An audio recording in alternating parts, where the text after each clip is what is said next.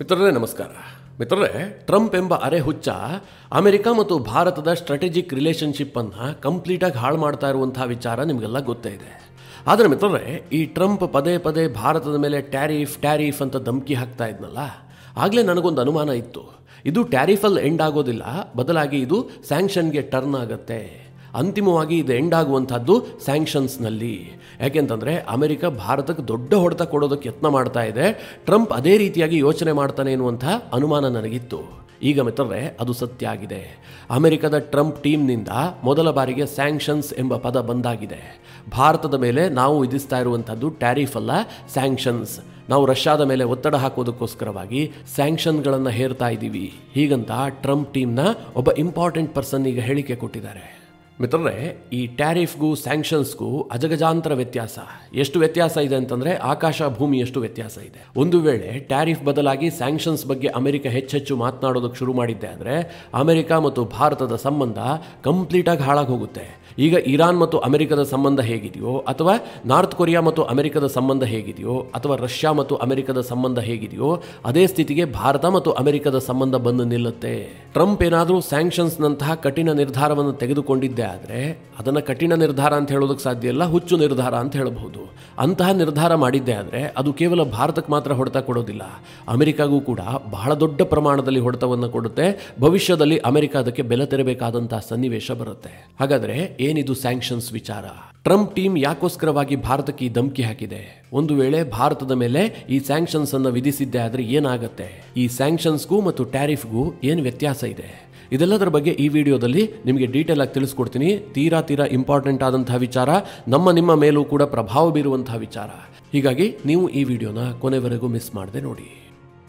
ಈ ಆರ್ಟಿಕಲ್ ಅನ್ನು ಒಮ್ಮೆ ನೋಡಿ.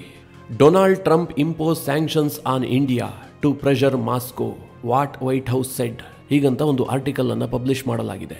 ಅಂದ್ರೆ ರಷ್ಯಾವನ್ನ ಒತ್ತಡಕ್ಕೀಡು ಮಾಡೋದಕ್ಕೋಸ್ಕರವಾಗಿ ಭಾರತದ ಮೇಲೆ ಟ್ರಂಪ್ ಸ್ಯಾಂಕ್ಷನ್ ಅಂತಹ ನಿರ್ಧಾರ ಕೈಗೊಂಡಿದ್ದಾರೆ. ವೈಟ್ ಹೌಸ್ ಹೇಳಿದ್ದೇನು ಅನ್ನುವ ಅರ್ಥದಲ್ಲಿ ಒಂದು ಆರ್ಟಿಕಲ್ ಅನ್ನು ಪಬ್ಲಿಷ್ ಮಾಡಲಾಗಿದೆ. ಮಿತ್ರರೇ, ಇದು ಭಾರತ ಸೇರಿದಂತೆ ವಿಶ್ವದ ಅನೇಕ ಮಾಧ್ಯಮಗಳಲ್ಲಿ ಇವತ್ತು ದೊಡ್ಡ ಪ್ರಮಾಣದಲ್ಲಿ ಸುದ್ದಿ ಆಗ್ತಾ ಇದೆ. ಈ ರೀತಿಯ ಸುದ್ದಿ ಆಗೋದಕ್ಕೆ ಕಾರಣ ಏನು ಕೇಳಿದ್ರೆ, ಟ್ರಂಪ್ ಟೀಮ್ನ ಕೆರೋಲಿನಾ ಲೆವಿಟ್ ಕೊಟ್ಟಂತಹ ಒಂದು ಸ್ಟೇಟ್ಮೆಂಟ್. ಈ ಕೆರೋಲಿನಾ ಲೆವಿಟ್ ಯಾರು ಅಂತ ನಿಮಗೆಲ್ಲ ಗೊತ್ತು, ಟ್ರಂಪ್ ಅವರ ವಕ್ತಾರೆ. ಇನ್ನೂ ನಿಮಗೆ ಈಕೆಯ ಪರಿಚಯ ಸಿಕ್ಕಿಲ್ಲ ಅಂತಂದ್ರೆ, ಇತ್ತೀಚೆಗೆ ಟ್ರಂಪ್ ಹಾಡಿ ಹೊಗಳಿದ್ರಲ್ಲ, ಅವಳ ತುಟಿ ಚಂದ, ಅವಳ ಬಾಯಿ ಚಂದ, ಅವಳು ಅಪ್ಸರೆಯಂತೆ, ಹೀಗೆಲ್ಲ ಹೊಗಳಿದ್ರಲ್ಲ, ಈಕೆಯನ್ನೇ ಹೊಗಳಿದ್ದು ಅದೇ ಕೆರೋಲಿನಾ ಲೆವಿಟ್. ಪತ್ರಕರ್ತರ ಒಂದು ಪ್ರಶ್ನೆಗೆ ಭಾರತದ ಮೇಲೆ ಸ್ಯಾಂಕ್ಷನ್ ಹಾಕಿದೀವಿ ಅಂತ ಉತ್ತರ ಕೊಡ್ತಾಳೆ. ಅಷ್ಟಕ್ಕೂ ಆ ವೈಟ್ ಹೌಸ್ನ ಪತ್ರಿಕಾಗೋಷ್ಠಿಯಲ್ಲಿ ಭಾರತದ ಬಗ್ಗೆ ಪತ್ರಕರ್ತರು ಪ್ರಶ್ನೆಯನ್ನೇ ಕೇಳಿರಲಿಲ್ಲ. ಅವರು ಕೇಳಿದ್ದೇನು ಕೇಳಿದ್ರೆ, ಪುತಿನ್ ಯುದ್ಧ ನಿಲ್ಲಿಸೋದಕ್ಕೆ ಟ್ರಂಪ್ ಇನ್ನೆಷ್ಟು ಸಮಯ ಕಾಯ್ತಾರೆ ಅಂತ. ಅದಕ್ಕೆ ಕೆರೋಲಿನಾ ಲೆವಿಟ್ ಕೊಟ್ಟಂತಹ ಉತ್ತರ ಏನು ಕೇಳಿದ್ರೆ, ಟ್ರಂಪ್ ಈಗಾಗಲೇ ರಷ್ಯಾದ ಮೇಲೆ ಒತ್ತಡ ಹಾಕೋದಕ್ಕೆ ಅನೇಕ ಪ್ರಯತ್ನಗಳನ್ನು ಮಾಡ್ತಾ ಇದ್ದಾರೆ. ಉದಾಹರಣೆಗೆ ಹೇಳಬೇಕು ಅಂತಂದ್ರೆ, ಭಾರತದ ಮೇಲೆ ಟ್ರಂಪ್ ಈಗಾಗಲೇ ಸ್ಯಾಂಕ್ಷನ್ ಅನ್ನು ವಿಧಿಸಿದ್ದಾರೆ. ಈ ತರದ ಇನ್ನೂ ಹಲವಾರು ಕ್ರಮಗಳನ್ನು ಕೈಗೊಂಡಿದ್ದಾರೆ. ಹೀಗಂತ ಕೆರೋಲಿನಾ ಲೆವಿಟ್ ಭಾರತದ ಮೇಲೆ ವಿಧಿಸಿದ್ದು ಟ್ಯಾರಿಫ್ ಅಲ್ಲ, ಅದು ಸ್ಯಾಂಕ್ಷನ್ಸ್ ಅಂತ ಒಂದು ಸ್ಟೇಟ್ಮೆಂಟ್ ಕೊಟ್ಬಿಟ್ರು.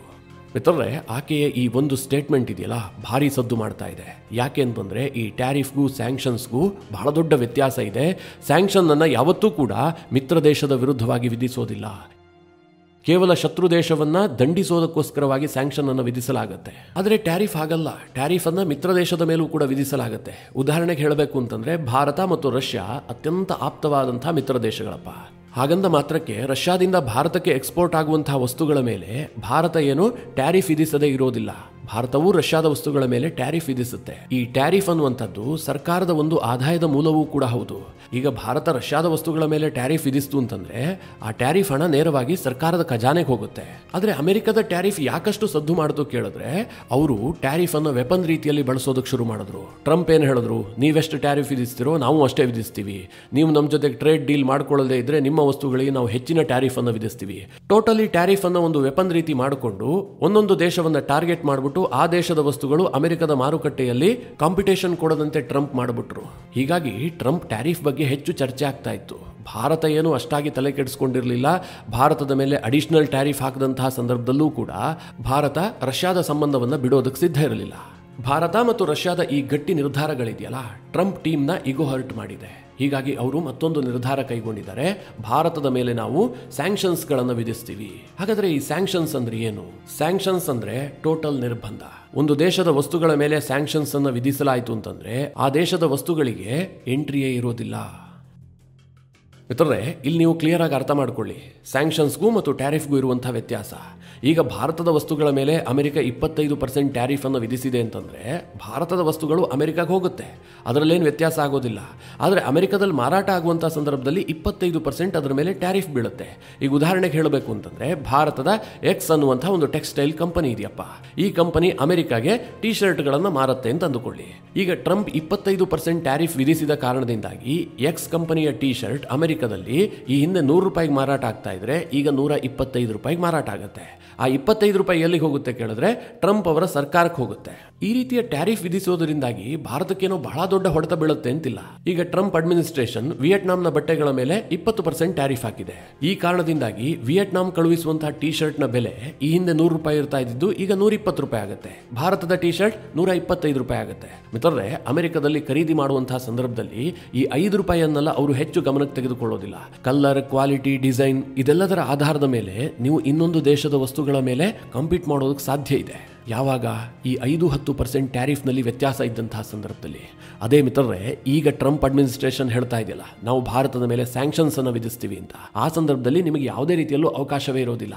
ಅಂದ್ರೆ ನಾನು ಆಗಲೇ ಉದಾಹರಣೆ ಕೊಟ್ಟ ಹಾಗೆ ಈ ಎಕ್ಸ್ ಎಂಬ ಟೆಕ್ಸ್ಟೈಲ್ ಕಂಪನಿಯ ಬಟ್ಟೆಗಳು ಅಮೆರಿಕಾಗೆ ಎಕ್ಸ್ಪೋರ್ಟೇ ಆಗೋದಕ್ಕೆ ಸಾಧ್ಯ ಇಲ್ಲ. ಅಮೆರಿಕದ ಮಾರುಕಟ್ಟೆಗೆ ಅವರಿಗೆ ಎಂಟ್ರಿಯೇ ಇರೋದಿಲ್ಲ. ಇದನ್ನೇ ಸ್ಯಾಂಕ್ಷನ್ಸ್ ಅಂತ ಹೇಳಲಾಗುತ್ತೆ. ಸಾಮಾನ್ಯವಾಗಿ ಮಿತ್ರರೇ, ಯಾವುದೇ ಮಿತ್ರ ದೇಶಕ್ಕೂ ಕೂಡ ಸ್ಯಾಂಕ್ಷನ್ಸ್ ಅನ್ನು ವಿಧಿಸೋದಿಲ್ಲ. ಈ ಸ್ಯಾಂಕ್ಷನ್ಸ್ಗಳಲ್ಲಿ ಅನೇಕ ವಿಧಗಳಿದಾವೆ. ಉದಾಹರಣೆಗೆ ಹೇಳಬೇಕು ಅಂತಂದ್ರೆ ಎಕನಾಮಿಕ್ ಸ್ಯಾಂಕ್ಷನ್ಸ್. ಇದನ್ನ ಸಾಮಾನ್ಯವಾಗಿ ಒಂದು ದೇಶದ ಎಕಾನಮಿಯನ್ನು ವೀಕ್ ಮಾಡೋದಕ್ಕೋಸ್ಕರವಾಗಿ ಇಂತಹ ಸ್ಯಾಂಕ್ಷನ್ಸ್ಗಳನ್ನು ವಿಧಿಸಲಾಗುತ್ತೆ. ನಾನು ಆಗಲೇ ಹೇಳಿದ ಹಾಗೆ ಕೆಲವೊಂದಷ್ಟು ವಸ್ತುಗಳ ಮೇಲೆ ನಿರ್ಬಂಧವನ್ನು ವಿಧಿಸುವಂತಹದ್ದು, ಕೆಲ ಟ್ರೇಡ್ಗಳನ್ನು ಬ್ಯಾನ್ ಮಾಡುವಂತಹದ್ದು, ಇದೆಲ್ಲವೂ ಎಕನಾಮಿಕ್ ಸ್ಯಾಂಕ್ಷನ್ಸ್ ಅಡಿಯಲ್ಲಿ ಬರುತ್ತೆ. ರಷ್ಯಾ ಮೇಲೆ ಈಗಾಗಲೇ ಅಮೆರಿಕ ಇಂತಹ ಎಕನಾಮಿಕ್ ಸ್ಯಾಂಕ್ಷನ್ಸ್ ಅನ್ನು ವಿಧಿಸಿದೆ. ಎರಡನೇದಾಗಿ ಟ್ರೇಡ್, ಕೆಲ ಪರ್ಟಿಕ್ಯುಲರ್ ವಸ್ತುಗಳನ್ನು ನಿರ್ಬಂಧ ವಿಧಿಸೋದು. ಉದಾಹರಣೆಗೆ ಭಾರತದಿಂದ ಅಮೆರಿಕಾಗೆ ಗೋಧಿ ಎಕ್ಸ್ಪೋರ್ಟ್ ಆಗ್ತಾ ಇತ್ತು ಅಂತ ಅಂದುಕೊಳ್ಳಿ. ಅಮೆರಿಕ ಭಾರತದ ಗೋಧಿಯನ್ನು ನಾವು ಖರೀದಿ ಮಾಡೋದಿಲ್ಲ, ಅದರ ಮೇಲೆ ಸ್ಯಾಂಕ್ಷನ್ಸ್ ಅನ್ನು ವಿಧಿಸ್ತಾ ಇದ್ದೀವಿ ಹೀಗಂತ ನಿರ್ಧಾರ ಕೈಗೊಳ್ಳೋದು. ಈಗ ಅಮೆರಿಕ ಚೈನಾದ ಚಿಪ್ಗಳ ಮೇಲೆ ನಿರ್ಬಂಧವನ್ನು ವಿಧಿಸಿದೆ. ಮೂರನೇದಾಗಿ ಫೈನಾನ್ಷಿಯಲ್ ನಿರ್ಬಂಧಗಳು. ಯಾವುದಾದ್ರೂ ದೇಶಕ್ಕೆ ಸಾಲ ಕೊಡಬಾರ್ದು. ಈಗ IMF ನಿಂದ ಫಂಡ್ ಆಗುತ್ತಲ್ಲ, ಅದರ ಮೇಲೆ ನಿರ್ಬಂಧ ವಿಧಿಸೋದು. ಹಾಗೆ ಅಂತಾರಾಷ್ಟ್ರೀಯ ವ್ಯಾಪಾರಕ್ಕೆ ಪೇಮೆಂಟ್ ಸಿಸ್ಟಮ್ ಅನ್ನು ಬಳಸದಂತೆ ನಿರ್ಬಂಧ ವಿಧಿಸೋದು. ಉದಾಹರಣೆಗೆ ಹೇಳಬೇಕು ಅಂತಂದ್ರೆ ರಷ್ಯಾ ಈಗ ಡಾಲರ್ ಅನ್ನು ಬಳಸಬಾರದು ಅಂತ ಅಮೆರಿಕ ನಿರ್ಬಂಧವನ್ನು ವಿಧಿಸಿದೆ. ರಷ್ಯಾ ಇಂಟರ್ನ್ಯಾಷನಲ್ ವ್ಯಾಪಾರಕ್ಕೆ ಡಾಲರ್ ಬಳಸೋದಕ್ಕೆ ಸಾಧ್ಯ ಆಗ್ತಾ ಇಲ್ಲ. ಇಂತಹ ನಿರ್ಬಂಧಗಳನ್ನ ಫಿನಾನ್ಷಿಯಲ್ ನಿರ್ಬಂಧಗಳು ಅಂತ ಕರೆಯಲಾಗುತ್ತೆ. ನಾಲ್ಕನೆಯದಾಗಿ ಮಿಲಿಟರಿ ನಿರ್ಬಂಧಗಳು. ಸದ್ಯ ಉತ್ತರ ಕೊರಿಯಾ ಮತ್ತು ಇರಾನ್ ಮೇಲೆ ಅತಿ ಹೆಚ್ಚು ಮಿಲಿಟರಿ ನಿರ್ಬಂಧಗಳಿದ್ದಾವೆ. ಈ ದೇಶಗಳಿಗೆ ಯಾವುದೇ ಬೇರೆ ದೇಶ ಶಸ್ತ್ರಾಸ್ತ್ರವನ್ನು ಎಕ್ಸ್ಪೋರ್ಟ್ ಮಾಡುವಂತಿಲ್ಲ. ಈ ಶಸ್ತ್ರಾಸ್ತ್ರ ನಿರ್ಬಂಧದಲ್ಲಿ 2 ವಿಧಗಳಿರುತ್ತೆ. ಒಂದು ಎಕ್ಸ್ಪೋರ್ಟ್ ಮಾಡುವಂತಿಲ್ಲ, ಇನ್ನೊಂದು ಆ ದೇಶಗಳಿಂದ ತರಿಸಿಕೊಳ್ಳುವಂತಿಲ್ಲ. ಈ ರೀತಿಯ ಶಸ್ತ್ರಾಸ್ತ್ರ ನಿರ್ಬಂಧಗಳನ್ನು ಕೂಡ ವಿಧಿಸಲಾಗುತ್ತೆ. ಹಾಗೆ ಡಿಪ್ಲೊಮ್ಯಾಟಿಕ್ ಸ್ಯಾಂಕ್ಷನ್ಸ್ಗಳು, ಇದರಲ್ಲೂ ಕೂಡ ಅನೇಕ ವಿಧಗಳಿದ್ದಾವೆ. ಕೆಲವೊಮ್ಮೆ ಒಂದೊಂದು ದೇಶದ ಡಿಪ್ಲೊಮ್ಯಾಟ್ಗಳನ್ನು ಮಾತ್ರ ನಿರ್ಬಂಧ ವಿಧಿಸಲಾಗುತ್ತೆ, ಮತ್ತೆ ಕೆಲವೊಮ್ಮೆ ಟ್ರಾವೆಲ್ ವೀಸಾಗಳನ್ನೇ ಬ್ಯಾನ್ ಮಾಡಲಾಗುತ್ತೆ. ಉದಾಹರಣೆಗೆ ಈಗ ಭಾರತ ಮತ್ತು ಪಾಕಿಸ್ತಾನ ಮಾಡ್ಕೊಂಡಿದೆಯಲ್ಲ, ಪೆಹಲ್ಗಾಮ್ ಅಟ್ಯಾಕ್ ಆಗ್ತಿದ್ದ ಹಾಗೆ ಪಾಕಿಸ್ತಾನದವರಿಗೆ ನಮ್ಮ ದೇಶದಲ್ಲಿ ಎಂಟ್ರಿ ಇಲ್ಲ ಅಂತೇಳಿ ಭಾರತ ಒಂದು ತೀರ್ಮಾನವನ್ನು ಕೈಗೊಳ್ತು. ಅವ್ರ ದೇಶದವರಿಗೆ ನಮ್ಮಲ್ಲಿ ವೀಸಾ ಸಿಗೋದಿಲ್ಲ, ಆ ದೇಶದ ಯಾವುದೇ ಪ್ರಜೆಗಳು ಭಾರತಕ್ಕೆ ಬರುವ ಹಾಗಿಲ್ಲ. ಮಿತ್ರರೇ, ಈ ರೀತಿಯಾಗಿ ಸ್ಯಾಂಕ್ಷನ್ಸ್ಗಳಲ್ಲಿ ಅನೇಕ ವಿಧಗಳಿದ್ದಾವೆ. ಸದ್ಯ ರಷ್ಯಾದ ಮೇಲೆ ಅಮೆರಿಕ ವಿಪರೀತವಾದಂತಹ ಸಾವಿರಾರು ಸ್ಯಾಂಕ್ಷನ್ಸ್ಗಳನ್ನು ವಿಧಿಸಿದೆ. ಕೆಲ ಕಂಪನಿಗಳನ್ನು ಗುರಿಯಾಗಿಸಿ ಸ್ಯಾಂಕ್ಷನ್ಸ್ಗಳನ್ನು ವಿಧಿಸಲಾಗಿದೆ. ಮಿಲಿಟರಿ ಸ್ಯಾಂಕ್ಷನ್ಸ್ ಇದೆ, ಡಿಪ್ಲೊಮ್ಯಾಟಿಕ್ ಸ್ಯಾಂಕ್ಷನ್ಸ್ ಇದೆ, ಟ್ರಾವೆಲ್ ವೀಸಾ ಬ್ಯಾನ್ ಇದೆ. ಸದ್ಯ ವಿಶ್ವದಲ್ಲಿ ಅತಿ ಹೆಚ್ಚು ಸ್ಯಾಂಕ್ಷನ್ಸ್ಗಳನ್ನು ಎದುರಿಸ್ತಾ ಇರುವಂತಹ ದೇಶಗಳು ಅಂತಂದ್ರೆ ಒಂದು ರಷ್ಯಾ, ಇರಾನ್ ಮತ್ತು ನಾರ್ತ್ ಕೊರಿಯಾ. ಈಗ ಟ್ರಂಪ್ ಅಡ್ಮಿನಿಸ್ಟ್ರೇಷನ್ ಭಾರತದ ಮೇಲೂ ಕೂಡ ಸ್ಯಾಂಕ್ಷನ್ಸ್ ಬಗ್ಗೆ ಮಾತನಾಡ್ತಾ ಇದೆ. ಮಿತ್ರರೇ, ಇದು ಕೇವಲ ಬೆದರಿಕೆ ಹಾಕುವಂತಹ ತಂತ್ರ ಅಷ್ಟೇ. ಅವರು ಹೇಳದಷ್ಟು ಸುಲಭವಾಗಲ್ಲ ಭಾರತದ ಮೇಲೆ ಸ್ಯಾಂಕ್ಷನ್ಸ್ ಗಳನ್ನು ವಿಧಿಸೋದಕ್ಕೆ ಸಾಧ್ಯವೇ ಇಲ್ಲ. ಭಾರತ ಇವತ್ತು ಸಪ್ಲೈ ಚೈನ್ ನಲ್ಲಿ ಮೇಜರ್ ರೋಲ್ ಅನ್ನು ನಿಭಾಯಿಸುತ್ತೆ. ಇಂತಹ ಒಂದು ದೈತ್ಯ ದೇಶದ ದೈತ್ಯ ಎಕಾನಮಿಯ ಮೇಲೆ ಸ್ಯಾಂಕ್ಷನ್ಸ್ ಗಳನ್ನು ವಿಧಿಸಿದ್ದೇ ಆದ್ರೆ ವಿಶ್ವ ಅದರ ಪರಿಣಾಮವನ್ನು ಎದುರಿಸಬೇಕಾಗತ್ತೆ. ಆದ್ರೆ ಅಮೆರಿಕದ ಟ್ರಂಪ್ ಸರ್ಕಾರ ಮಾಡ್ತಾ ಇರುವಂತಹ ಈ ಎಡವಟ್ಟುಗಳಿದಾವಲ್ಲ, ಇದು ಭವಿಷ್ಯದಲ್ಲಿ ಭಾರಿ ದೊಡ್ಡ ದೊಡ್ಡ ಪರಿಣಾಮಗಳಿಗೆ ಸಾಕ್ಷಿಯಾಗುವಂತ ಸಾಧ್ಯತೆಗಳಿದಾವೆ. ಉದಾಹರಣೆಗೆ ಹೇಳಬೇಕು ಅಂತಂದರೆ ಈಗ ಅಮೆರಿಕ ಈ ರೀತಿಯ ಸ್ಯಾಂಕ್ಷನ್ಸ್ಗಳನ್ನು ವಿಧಿಸ್ತಾ ಹೋಗ್ತಿದ್ದ ಹಾಗೆ ರಷ್ಯಾ ಭಾರತಕ್ಕೆ ಮತ್ತೂ ಹತ್ತಿರ ಆಗ್ತಾ ಇದೆ. ಈಗಾಗಲೇ ರಷ್ಯಾದಿಂದ ಒಂದು ಸ್ಟೇಟ್ಮೆಂಟ್ ಬಂದಿದೆ, ಅಮೆರಿಕದ ಮಾರುಕಟ್ಟೆ ಭಾರತಕ್ಕೆ ಬಂದಾದ್ರೆ ಏನಂತೆ, ನಮ್ಮ ಮಾರುಕಟ್ಟೆಯನ್ನು ಕಂಪ್ಲೀಟ್ ಓಪನ್ ಮಾಡ್ತೀವಿ, ಭಾರತದ ವಸ್ತುಗಳು ಏನು ಅಮೆರಿಕಾಗೆ ಎಕ್ಸ್ಪೋರ್ಟ್ ಆಗ್ತಾ ಇದ್ವೋ ಅದನ್ನು ರಷ್ಯಾಗೆ ಎಕ್ಸ್ಪೋರ್ಟ್ ಮಾಡಲಿ, ನಾವು ಖರೀದಿಸೋದಕ್ಕೆ ಸಿದ್ಧ ಇದ್ದೀವಿ ಅಂತೇಳಿ ರಷ್ಯಾದ ಸರ್ಕಾರ ಒಂದು ತೀರ್ಮಾನ ಕೈಗೊಂಡಿದೆ. ಇಲ್ಲಿ ಅಮೆರಿಕ ಭಾರತವನ್ನು ದಂಡಿಸಿ ರಷ್ಯಾವನ್ನು ಬಗ್ಗಿಸ್ತೀನಿ, ಭಾರತವನ್ನು ಬಗ್ಗಿಸ್ತೀನಿ, ಒಂದೇ ಕಲ್ನಲ್ಲಿ 2 ಹಕ್ಕಿ ಹೊಡಿತೀನಿ, ಈ ರೀತಿಯ ಟ್ರಂಪ್ ಸರ್ಕಾರದ ನೀತಿಗಳಿದಾವಲ್ಲ, ಇದು ಯಾವುದೂ ವರ್ಕೌಟ್ ಆಗ್ತಾ ಇಲ್ಲ. ಟ್ರಂಪ್ಗೆ ಇದರಿಂದ ಏನೂ ಲಾಭ ಆಗ್ತಾ ಇಲ್ಲ, ಬದಲಾಗಿ ರಷ್ಯಾ ಮತ್ತು ಭಾರತವನ್ನು ಇನ್ನಷ್ಟು ಹತ್ತಿರ ಮಾಡ್ತಾ ಇದೆ, ಭಾರತ ಮತ್ತು ರಷ್ಯಾದ ಸಂಬಂಧವನ್ನು ಇನ್ನಷ್ಟು ಗಟ್ಟಿಗೊಳಿಸ್ತಾ ಇದೆ. ಇವತ್ತು ಮಿತ್ರರೇ, ರಷ್ಯಾ ವಿಶ್ವದ ಅತೀ ದೊಡ್ಡ ದೇಶ.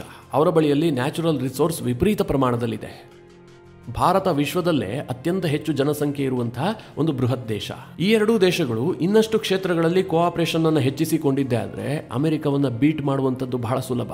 ಈ ಸೋವಿಯತ್ ಯೂನಿಯನ್ ವಿಭಜನೆ ಆದ ಬಳಿಕ ರಷ್ಯಾ ಜನಸಂಖ್ಯೆಯ ಕೊರತೆಯನ್ನು ಎದುರಿಸ್ತಾ ಇದೆ. ಅವರು ದೊಡ್ಡ ದೇಶ ಆಗಿದ್ರೂ ಕೂಡ ಅಲ್ಲಿ ಜನಸಂಖ್ಯೆ ಇಲ್ಲ. ಹೀಗಾಗಿ ಅಲ್ಲಿ ಮ್ಯಾನ್ ಪವರ್ ಕೊರತೆಯ ಕಾರಣದಿಂದಾಗಿಯೇ ಅವರ ಅಭಿವೃದ್ಧಿ ಸಾಧ್ಯ ಆಗ್ತಾ ಇಲ್ಲ, ಅವರ ಎಕಾನಮಿ ಬೆಳೀತಾ ಇಲ್ಲ. ಭಾರತಕ್ಕೆ ಏನು ಸಮಸ್ಯೆ ಕೇಳಿದ್ರೆ ನಮಗೆ ನ್ಯಾಚುರಲ್ ರಿಸೋರ್ಸ್ನದ್ದೇ ಸಮಸ್ಯೆ, ನಮಗೆ ಜನಸಂಖ್ಯೆ ಕೊರತೆ ಇಲ್ಲ, ಅಂದರೆ ಮ್ಯಾನ್ ಪವರ್ನ ಕೊರತೆ ಭಾರತಕ್ಕೆ ಕಾಡ್ತಾ ಇಲ್ಲ. ಬದಲಾಗಿ ಉದ್ಯೋಗ, ಟೆಕ್ನಾಲಜಿ ಇದೆಲ್ಲ ಸಮಸ್ಯೆ ಭಾರತಕ್ಕೆ ಕಾಡ್ತಾ ಇದೆ. ರಷ್ಯಾ ಬಳಿಯಲ್ಲಿ ಏನಿಲ್ವೋ ಅದು ಭಾರತದ ಬಳಿಯಲ್ಲಿದೆ, ಭಾರತದ ಬಳಿಯಲ್ಲಿ ಏನಿಲ್ವೋ ಅದು ರಷ್ಯಾ ಬಳಿಯಲ್ಲಿದೆ. ಇಂತಹ ಸಂದರ್ಭದಲ್ಲಿ ಎರಡೂ ದೇಶಗಳು ಒಂದಾಗಿದ್ದೇ ಆದರೆ, ಭಾರತದ ಮ್ಯಾನ್ ಪವರ್ ರಷ್ಯಾಗೆ ಹೋಗ್ಬಿಟ್ಟು ಅಲ್ಲಿ ಕೆಲಸ ಮಾಡೋದಕ್ಕೆ ಶುರು ಮಾಡಿದ್ದೆ ಆದರೆ, ರಷ್ಯಾ ಟೆಕ್ನಾಲಜಿಯನ್ನು ಪೂರೈಸೋದಕ್ಕೆ ನಿಂತುಕೊಂಡಿದ್ದೆ ಆದರೆ ಅಮೆರಿಕವನ್ನು ನಾವು ಈಸಿಯಾಗಿ ಬೀಟ್ ಮಾಡಬಹುದು. ಅಮೆರಿಕ ಇದೇ ರೀತಿಯ ಧೋರಣೆಯನ್ನು ಮುಂದುವರೆಸಿದ್ದೆ ಆದರೆ ಖಂಡಿತವಾಗ್ಲೂ ಅದಕ್ಕೆ ಬೆಲೆ ತೆರಬೇಕಾಗತ್ತೆ. ಈಗ ನಾನು ಇದನ್ನೆಲ್ಲ ವಿವರಿಸಿದಂತಹ ಸಂದರ್ಭದಲ್ಲಿ ಇದೇನು ದೊಡ್ಡ ವಿಚಾರ ಅಂತ ನಿಮಗೆ ಅನಿಸ್ಲಿಕ್ಕಿಲ್ಲ. ಒಂದು ವೇಳೆ ಭಾರತ ರಷ್ಯಾ ಹೆಚ್ಚು ಹತ್ತಿರವಾಗಿ ಚೈನಾ ಕೂಡ ಅದಕ್ಕೆ ಕೈ ಜೋಡಿಸಿದ್ದೆ ಆದರೆ ಅಮೆರಿಕ ಪಿಕ್ಚರ್ನಲ್ಲೇ ಇರೋದಿಲ್ಲ. ಅಂದರೆ ನಾಳೆ ಬೆಳಗಾಗುವಷ್ಟರಲ್ಲೇ ಇದಾಗ್ಬಿಡುತ್ತೆ ಅಂತಲ್ಲ. 1 ದಶಕದ ಕಾಲಾವಕಾಶ ಬೇಕಾಗಬಹುದು ಅಥವಾ 1.5 ದಶಕದ ಕಾಲಾವಕಾಶ ಬೇಕಾಗಬಹುದು. ಖಂಡಿತವಾಗ್ಲೂ ಈ 3 ದೇಶಗಳು ಒಂದಾಗಿದ್ದೆ ಆದರೆ ಅಮೆರಿಕವನ್ನು ಬೀಟ್ ಮಾಡೋದಂತೂ ನಿಶ್ಚಿತ. ಸದ್ಯ ಟ್ಯಾರಿಫ್ನಿಂದಾಗಿ ಅಮೆರಿಕ ಸ್ಯಾಂಕ್ಷನ್ಗೆ ಶಿಫ್ಟ್ ಆಗ್ತಿರುವ ರೀತಿಯನ್ನು ನೋಡಿದ್ರೆ ಅಮೆರಿಕವೇ ಇದೆಲ್ಲದಕ್ಕೂ ದಾರಿ ಮಾಡಿಕೊಡ್ತಾ ಇದೆ ಅಂತ ನನಗಂತೂ ಅನ್ನಿಸ್ತಾ ಇದೆ. ಅಮೆರಿಕದ ಈ ಸ್ಯಾಂಕ್ಷನ್ಸ್ ಧಮಕಿಗೆ ಭಾರತ ಯಾವ ರೀತಿಯಾಗಿ ಉತ್ತರ ಕೊಡಬೇಕು?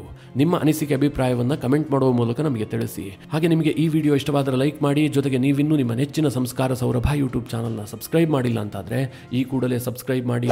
ಮುಂದಿನ ಎಲ್ಲ ಅಪ್ಡೇಟ್ಗಳ ನೋಟಿಫಿಕೇಷನ್ಗಾಗಿ ಬೆಲ್ ಐಕಾನ್ ಒತ್ತಿ.